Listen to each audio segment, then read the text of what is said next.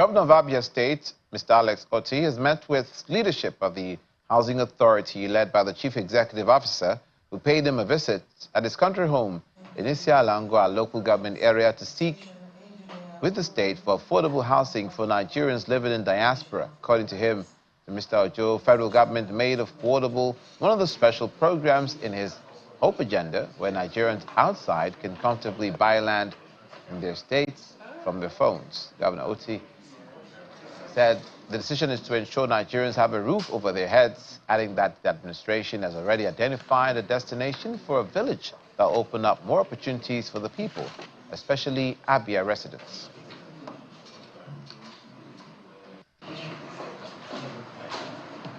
We've been talking with Diaspora Commission and Tourism. Also, what is the way we synergize with Abia State, Federal Housing Authority, Diaspora Commission, so that people outside can buy, people outside can buy this property. We are developing a hub. We are going on digitalization, whereby when people buy, the Abians buy a property in their state from their phone. They can easily say, this is my land or this is my property. Easily they can check with the Ministry of Housing in Abia State, Ministry of Land, simultaneously check with Federal Housing Authority and Diaspora Commission. We have a lot of our people out there. Our people are very itinerant. We go to the UK, we go to the US, we go to Canada. We are not only going to identify the location for the diaspora village, but that we are going to go the extra mile of setting up the structures for them and setting up a system whereby they can even pay some small.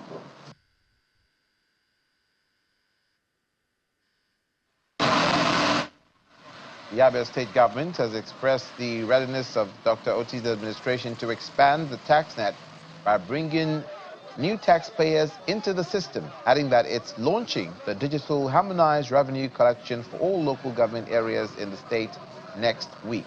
Addressing newsmen in Umuahia, the Abia State capital, shortly after exercise aimed at improving compliance and revenue collectors at the park sensitization, the special advisor to the governor on internally generated revenue says the state is putting measures in place to block revenue leakages and increase tax collection. We've commenced the enforcement of this activity by setting up a harmonized enforcement task force, which will help us to ensure that there's no revenue leakage through touting processes and also illegal revenue collectors across the state or double or multiple taxation within for our citizens. So what we're doing basically now is to ensure that the government creates avenue where people can actually make their payments effectively to the state coffers. So if you look at before we came in the past, a lot of the way the revenue collection is done is not well structured. So what we do was to make sure that we streamline the processes. We had a revenue strategy session where we bring all the revenue stakeholders in the states to ensure that we follow the process, because our target really, what we want to do based on the governor's manifesto is to achieve a 10 billion naira revenue target, which is actually possible. Although now we have more of a little commerce and trading business within the state and transportation, but we're also looking at expanding our business and also getting people to come into our economy to invest in those industries and factories and the rest of them.